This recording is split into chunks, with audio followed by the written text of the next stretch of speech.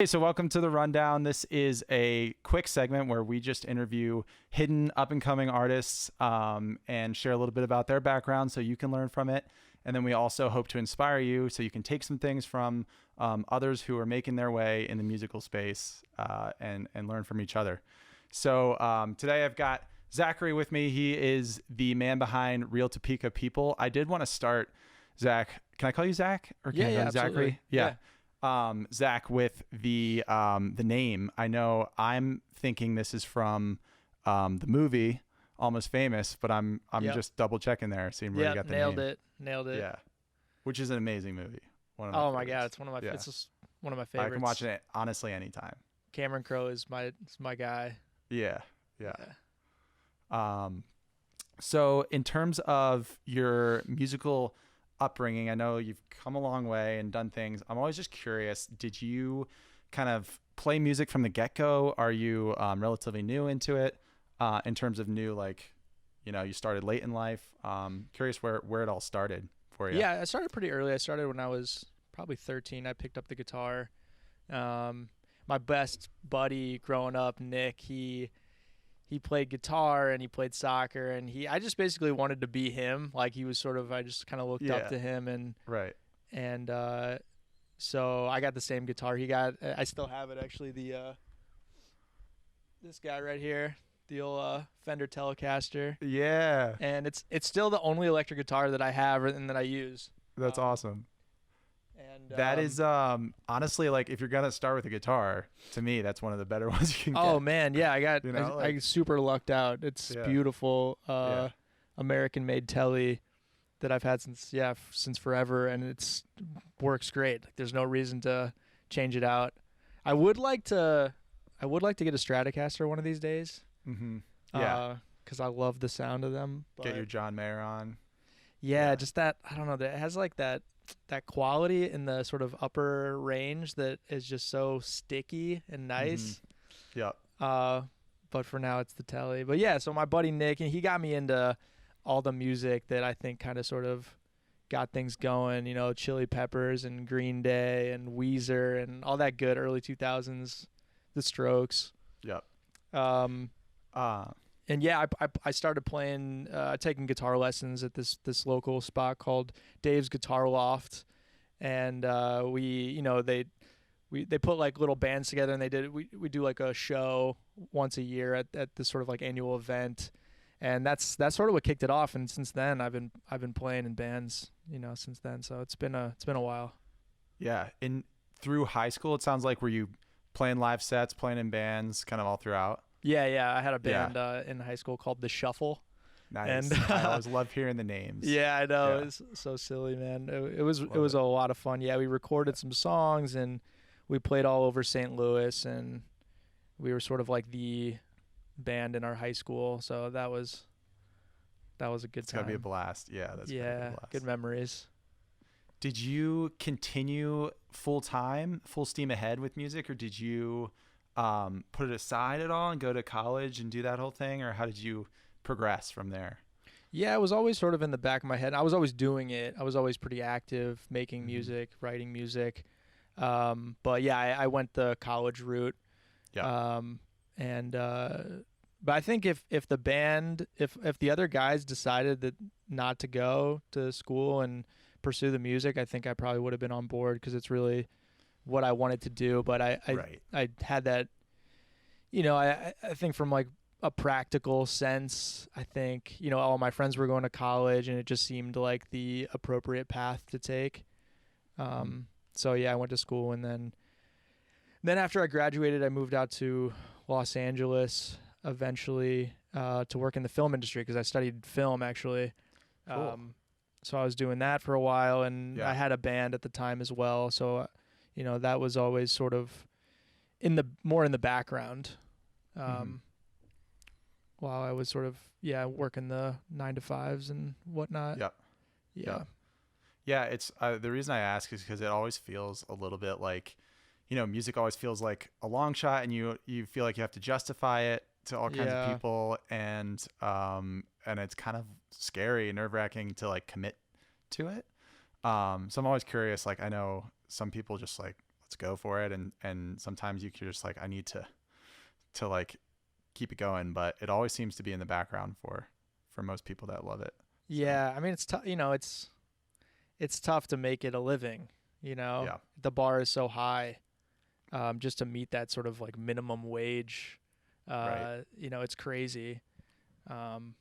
So, yeah, I mean, I think a lot of people would like it for it to be more in the foreground, but unfortunately, it takes a while to get to the point where you can really make a living doing it. How much has music theory played? I mean, I'm sure it's something that you've picked up. Is it something that you really studied, or is it something that you just kind of take as it comes? No, I don't know shit about music theory.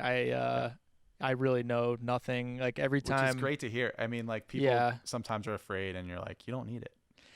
Honestly, I wish I had more of it, but it's just like my brain turns off the moment I start reading about it or learning about it, and I just like want to play, I think, and it's so hard for me to look at music in a sort of, I guess, like a more mathematical sense. Mm-hmm. And I think it is important, and I really wish that I had the patience for it, but I just don't. So yeah. Yeah. No, I think for that's better or for worse. I love hearing that, just because I think I've talked to a lot of people in music, and some are afraid they don't know enough music theory to like write a song or something. And I think at the end of the day, it's what sounds good is all that matters. And playing around with it is the only way to do that. Even if you're good at music theory, like you've learned through practice. So I think it's pretty cool. And I don't even really like music that's heavy on music theory anyway. Right. Yeah. Most of my favorite musicians don't even read music. So it ends up sounding a little bit too I can't even, you know what I'm talking about? Like this I know exactly prog rock or like math rock. It's just not for me. Right. Yeah, I think it's almost kind of like proud of the fact that it is complicated things for complication's sake.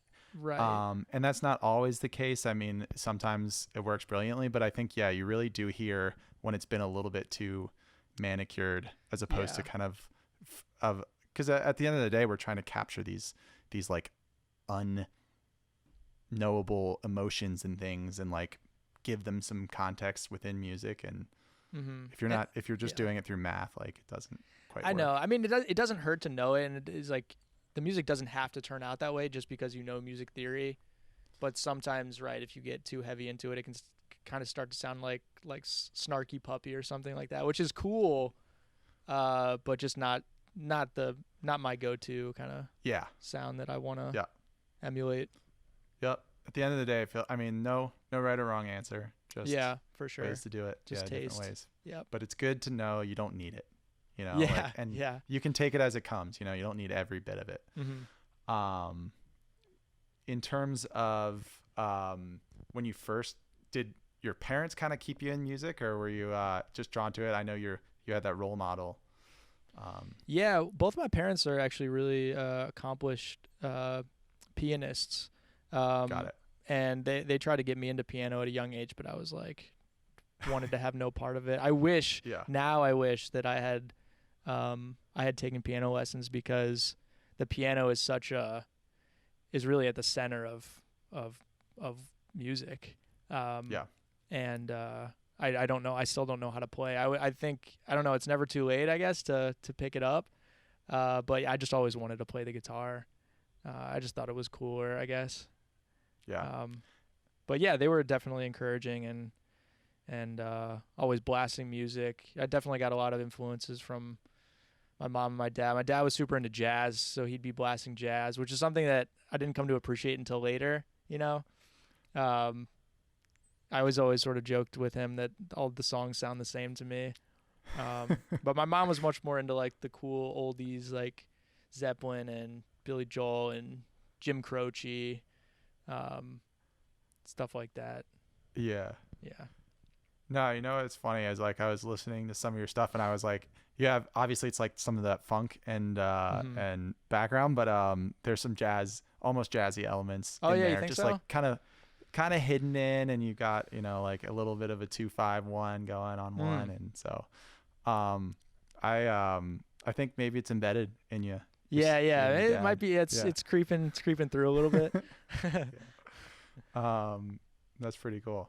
So, in terms of like recent you, I know you found some recent success, and especially through TikTok. I know you've done really well with those 60-second song videos, which are really cool. I love watching those just because like you feel like you're going along the process and building. Thanks, man. I'm kind of curious how you've been approaching the last couple years with the TikTok boom and how you've been navigating the space recently. Yeah, I was sort of reluctant. I think like a lot of people my age are to get on TikTok because, you know, it's sort of seen as like where you go to watch these like tweens do these choreographed cringy dances, you know? Right. But my sister was like, you got to get on this, man. It's like people are finding new music on here. And I'm so glad that I did, because it really is, it's where I found by far most of my success with this stuff, and allows me to be exposed to, I feel like, a community that really is thirsty for new music, which is crazy. And it took me a while to find my groove on it. I was doing like these vinyl reviews, and then I was doing these sort of short little music video things, but they weren't really getting any love. And then when I started doing the tutorials, that's when I started finding more success, which was really interesting, because I feel like in a big way TikTok is kind of like an educational sort of, is a place where people go to learn things. And the moment you start sort of promoting something, people like, you know, their eyes glaze over.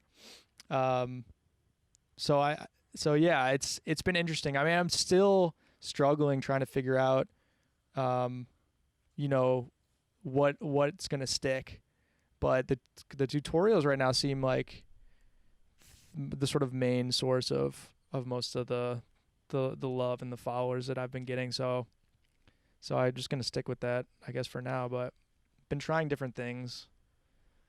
I think you hit the nail on the head in terms of not being too marketing forward, and just kind of being like, and kind of demonstrating value in terms of like a teachable moment or something like that. I think those just from your account in general, it seems like it works. And then what's kind of cool about TikTok seemingly is that you can sort of explore and try new things. You don't have to stick with one thing necessarily, and there's room to do that. Like, you don't, if one doesn't perform, great, you know, you just make the next one. It's kind of like encouraged by the platform. It doesn't feel like a total failure. So I think you're right on that too. Just like exploring, and it gives you that opportunity to not have to be perfect every time. And there are huge creators that end up putting out stuff that flop, that don't do well, you know, which that's encouraging, because it's like you see people with like millions of followers that are trying different things, and they're not getting any love on you know, certain videos that they're trying out, and you're like, oh, okay, like everyone's experimenting, feeling this out, and just trying to connect in some way. Yeah. It's always the videos too that I don't think are gonna do well that end up doing well, and then vice versa. Like I just put out this video of where I was sort of emulated the Genius, you know, the like the yellow green screen thing behind, and they're like going through the lyrics and stuff. I thought it was like brilliant, and it got like no love, and I was like, what the fuck, dude? I know. And it's like, it's like you put in all the work, and you're like really refined, and then you throw another one together. You're like, I just want to post something today, and they're like, I know, viral. I know. It's That's so funny. It's bizarre. Yeah. Do you find it's your main? Has that been your biggest catalyst for a new fan base, at least in the last little while? Yeah, 1,000%. Yeah. And like all my opportunities have come from that. Like all my collaborations, the label deals that I've done have all come from TikTok, which is wild. Yeah. That's it. Like, that's pretty much it. Yeah. No, it seems to be the case across the board from people I talk to. It's just like, it's it's just a really great way to get found and to find your niche too. Like you don't have to be the biggest one in the world, but you find the people that like your kind of thing, and it seems to really do it, as opposed to some of the other platforms maybe not. Yeah, I put the same content up on Instagram. It doesn't like it doesn't seem to spread it as well. Yeah, it doesn't at all. That's what I've heard from other people. Yeah. It doesn't even really get as much love, like in terms of like the ratio of streams to likes and comments. It just doesn't have the same pull for some reason. I'm not sure why. I don't know if people on Instagram are looking for different content or what it is, but it's funny. It's like there's like a code to each platform that you have to figure out or something. Yeah. And TikTok's the only one I've had moderate success at. So, your stuff is amazing. Thanks, man. I love appreciate seeing those. that. Yeah, I appreciate that. I'm kind of noticed from some of your ones that it sounded like you kind of cut your teeth on the live scene. We've talked about your bands, and then you learned production, and that was a big boon for you as well. Yeah. I think like a lot of people thought that, my band was just, we'd have to just play out as much as humanly possible and try to get fans that way. And hopefully like some A&R would be at, a venue. Like we tried, I don't know if are you familiar at all with like the scene in Los Angeles, like the venues and things super, like that? Yeah. There's this one venue called Hotel Cafe, which is sort of like this, it's sort of like a place where I feel like most independent musicians are trying to get in.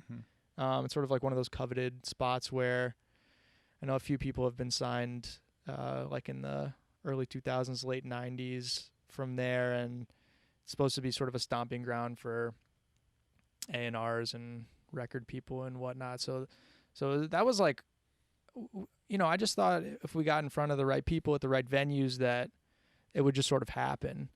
And it took me a while to realize that it just doesn't work that way anymore. No one's really looking for fresh talent anymore. They're looking for people that have already cultivated like their own fan bases and are already doing it themselves. Right. Like they don't even really want you until you're self-sustaining. So, and by that time you don't need them anymore. Yeah. So, yeah.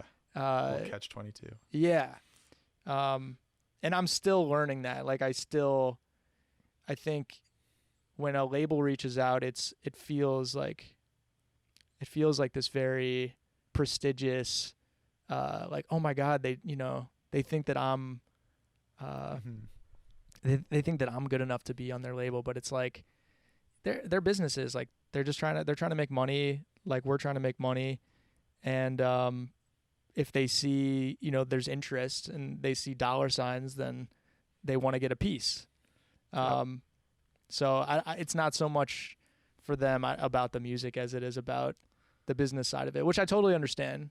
But I think it's important to realize that while it sort of does stroke the ego a bit, that you got to kind of take a step back and look at, okay, what kind of commission are these people getting? What are they really doing? What are they really contributing? And then kind of take it from there. Right. So the more I do this, the more I realize like independent is kind of the way to go. Yeah. Yeah. It seems like, and it's great, and I'm sure there are different use cases, but it does seem like far and away that it really only helps you when you like you're saying, you already have a following, you already are demonstrated a lot of value, and then they can maybe propel that to another level. Right. But in that kind of like middle ground, it's just a tough thing. And for the couple times you have worked with the label, has it been on certain songs in particular? Yeah. I've released singles with a few labels. I had a single out with Universal Music earlier this year. I just had a single come out on Gemstone Records, which is out of Amsterdam. It was like an EDM track. Cool. That was actually a really pleasant experience with them. Yeah. I've been distributing under an independent label out of Los Angeles, who I'm about finished with. And it just, it's easier for me to just upload to I'll pay you pay $20 a year Right. for DistroKid. It does they do everything. They upload to all the platforms. They create pre-save links for you. All the bureaucracy is kind of already taken care of. I don't see a better way really at this point. Yeah. And I would urge other artists to just put it out yourself. Mm-hmm. Do you typically work with a mastering engineer? I know you do a lot of your own mixing, but even so, I don't know if you do that or if you are able, because your stuff is great and it sounds awesome on Spotify and everything. So I'm curious if you are able to kind of master it all yourself, or you think you still need that extra level. Thanks, man. Yeah, no, I master it all myself. Yeah, That's great. Yeah, I do everything start to finish. I've tried outsourcing stuff, and I've never gotten something back that was better than what I sent off ever. Like mixing engineers, mastering engineers, like they always fuck it up. And I just think it's because they don't care. Like they just don't care, and you can't expect them to care as much as you do anyway. Right. Man, I had this one guy in Los Angeles. I won't say his name, but he worked with a lot of big artists, and mastering engineer. I sent him. I think it was like maybe 3 or 4 songs on an EP that we were putting out, and I'm not kidding you. This dude sent back all 3 songs in like 2 hours, and I'm like, and it was like $600 or something like that. Yeah. And I'm like, dude, did you even listen to were you even listening to the songs? Like, I know you just ran that through some default, bullshit. And it's like they just don't care, man. And it sounded like crap. It was like redlining. It was all distorted. I was like, oh man, this is a nightmare. So my thing is, man, just do it yourself. It's gonna sound better. You can bounce it a million times. Go listen in the car. Make tweaks, and it's gonna come out better every time. Yeah. Unfortunately. Yeah. Well, fortunately and unfortunately. Yes. Yeah, that's a good lesson for people out there to know that it is very, very possible, and more likely than not possible, that you can, once you have your stuff and you know the basics, you can do it. And yeah, man. And the technology is so good now, like even on a consumer level, that you can get it done. It's more knowledge than equipment at this point, in my opinion. So you can get it done with minimal equipment. And there's like free mastering software online. Like Lander does mastering. SoundCloud, I know, has a mastering thing that you can use. And I know big artists that will just run their shit through, like they'll mix it to perfection, and then they'll just run it through like Lander or something like that, just to get the LUFs up. Yeah. Or whatever you call them, LUFs. I don't even know how to pronounce it, but just to get it to that, that where you're battling, where you're in the loudness war, whatever. Right. So. No, that's encouraging to hear. I think that's something I've even struggled with. You're like, do I need to send this to somebody? But you're like, at the end of the day, you're like, if I'm not learning from that process, I don't know that they don't do it like, it's not like putting it on the charts. You're like, I don't know if it's worth it. Yeah. And if it was better, I'd be down. Like, mixing's too one of those things where I've never gotten a better mix back, like ever. Mm-hmm. Yeah. Even from people that have these amazing credentials, Yep.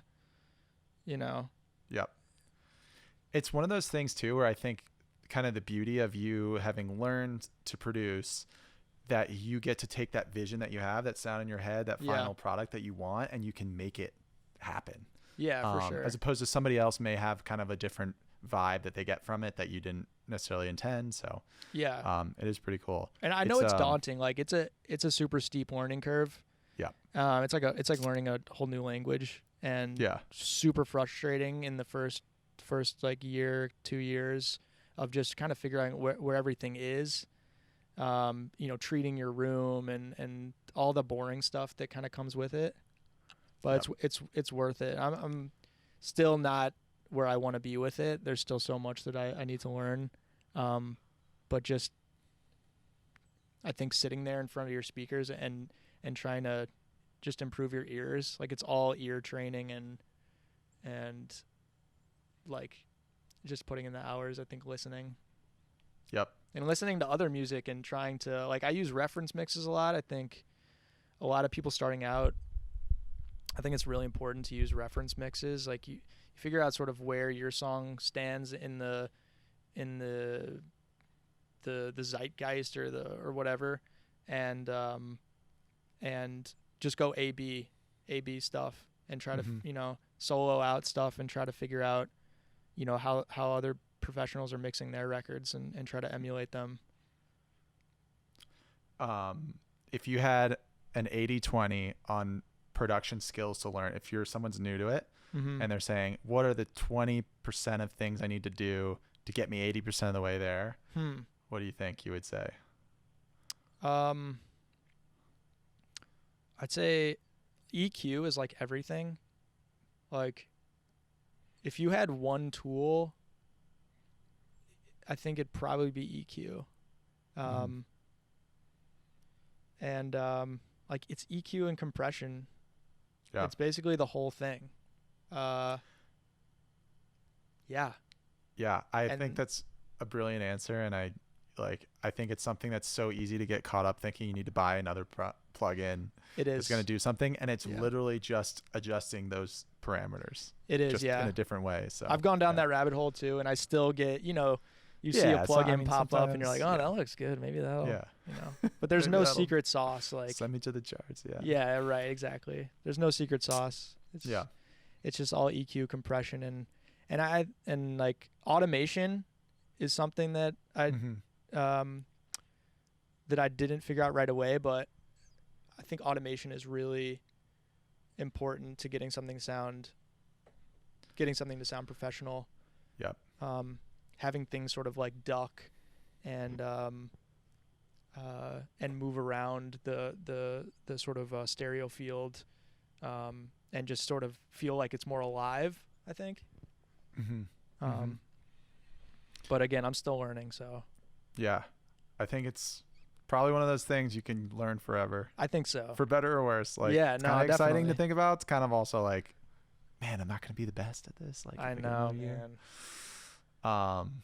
But I can tell you what, I've been through that. I feel your pain exactly in terms of learning a new language. It feels like a whole nother world. And, you feel like you've just figured out how to like combine and arrange a song. And then you're like, no, I got to track it and record it and then mix it.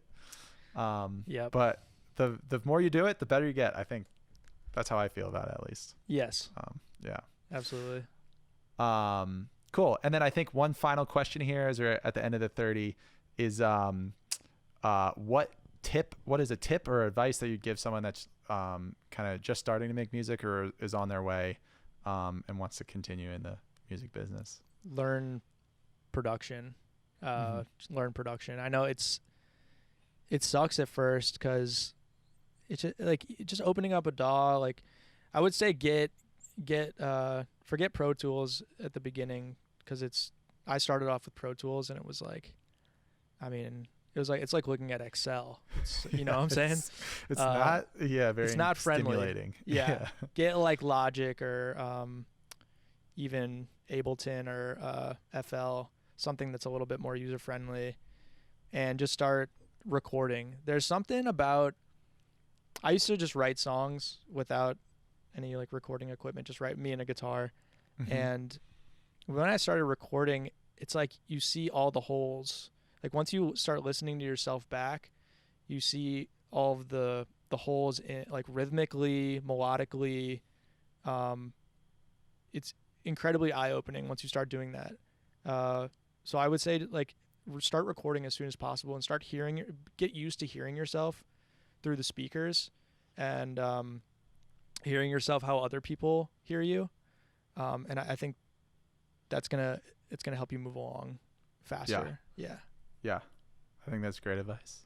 And it is that kind of like next level of control that it's not out of reach anymore, which is kind of cool. Yeah. I mean, you can do it with look at Steve Lacy with an iPhone, making hits on an iPhone. It's like, which is, you don't need any, makes you don't me need feel much. bad.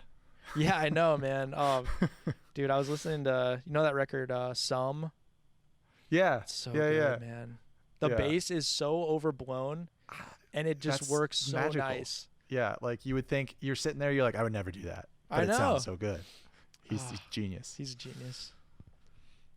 Cool, man. Well, thanks for the chat, and appreciate you sharing some tips, and hopefully I'm learning, and hopefully some other people are learning too out there that need it or just starting and can wrap their heads around it. So Yeah, man. that. Thanks for having me, Wyatt, man. I really appreciate it. Yeah.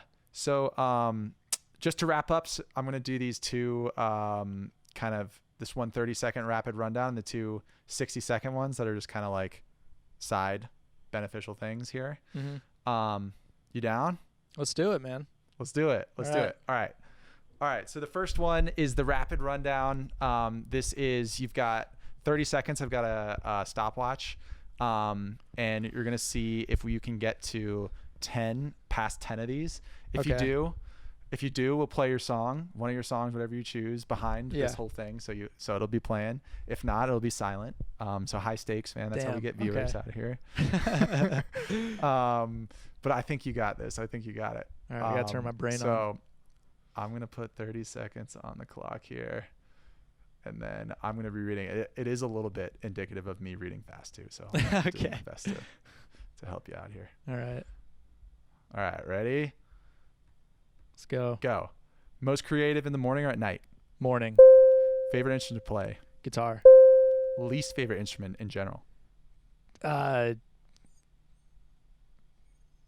Drums. Tea or coffee? Coffee. Pool or ocean? Pool. Handwrite or type? Handwrite. Favorite park? Forest Park. First album you ever bought? Jock Jams. Formal or casual? Casual. I think you did it. Did I do it? I'm gonna have to go back, look at the tape. All right. I'm not totally sure. But I think you did it. All right. And you had some interesting answers there too. So man, I really messed up on the one about the least favorite instrument. That was a tough one. Yeah, that was tough. That one, like, it takes some thought. You want to give a good answer. I totally get that. Yeah. Drums are so hard, dude. Yeah. Oh man, I've barely even dabbled. Even just programming them in, because I've never even thought about them. I write typically piano, guitar, and I'm like, drums make me nervous because it can change the whole song. It's just like they're everything, and I can't play drums. And like, dude, I spent 2 straight days earlier this week just trying to imitate Rolling Stones drums. Mm-hmm. That's like all I was doing, and I was driving myself absolutely mad. I'm sure. I've been there. Yeah. I literally, to this day, I still like, I'm very basically just like thinking about matching other people. I mean, I'm like kick on the one, snare somewhere in the middle here to keep it driving, and like, and then I try to figure it out. But Splice is your friend on that one. Yeah, too. Definitely, 100%. But yeah, I'm with you on that. That's a tough one. I know. I gotta get a kit. I want to get a kit in here because I just feel like it has to happen. Yeah, and then you like naturally having it, I'm sure you'll play it all the time, and then like, as you know, like over time, like you do something, it sucks for 3 days, and then all of a sudden your brain's like, no, I figured it out. Like, one night. Or 3 years. Or 3 years. Yeah, exactly. Like you struggle for 3 days, and it seems like you're getting nowhere, and then all of a sudden it's like, oh, now the hand motions are working. Yeah. I got a buddy who owns a pawn shop out in the sticks, and I'm like waiting for him to tell me the drum kit comes in so I can cop one for like $50. Nice. Yep. Cool. And then the last 2 segments here, you've just got 60 seconds. You've got to fill the time. That's the only rule. The prompts are kind of strange and weird, but you just got to do it and know that your song will be playing in the background, or you can pass, and then your song doesn't get the love, but you can pass. I ain't passing, dude. I ain't passing. So you'll see. I don't know if the questions will get you. Just kidding. I think they're totally fine. All right. So let me get going here because I wanted to make sure that we can line up for a TikTok, so you can get your going here, or a 60-second one at least. What color would you like if you had to eat a crayon straight out of the box? Green. Oh, I have to elaborate on this for 60 seconds. Man, if I had to eat a crayon out the box, I'm trying to figure out like what would even be the purpose of me eating a crayon out of the box. Maybe probably a dare. I guess if someone dared me to eat a crayon, I don't know. The stakes would have to be pretty high though. That's not going to sit well in my stomach. I'd imagine. If I eat it, any color, I don't know if the color is really significant. I guess I go green. I go green because I feel like it would come out on the other end green, perhaps. It's kind of gross, but I feel like it would come out on the other end green, and that would be cool. I could take a picture. I could show my friends. That's what me and my friends do. We defecate and we send. Okay. Okay. That was great. That was good. I love it. I can't believe that was 60 seconds. I thought it had way more time to fill up. Yeah, it's time. Time's a weird thing. Time, man. Time. It's all perspective. Time and space, homie. All right. Let's see. All right. One more of these. Again, your songs will be playing, so you'll have 3 songs ideally playing in the background of some of these. Okay. Let me get the timer right.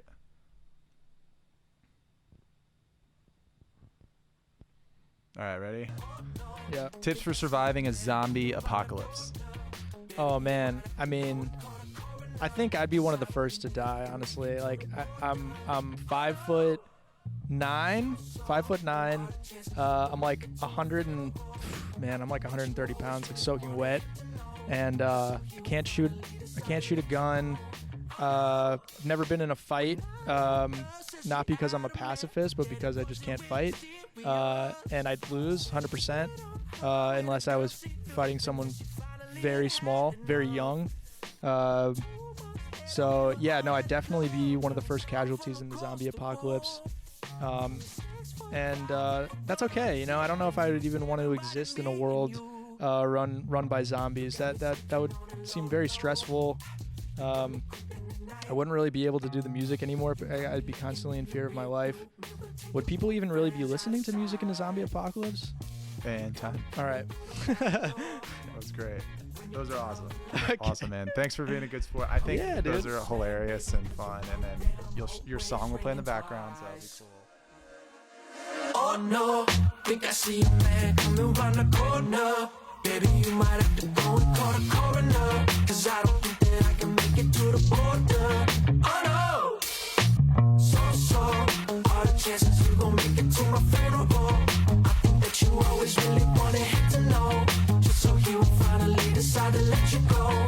Oh no.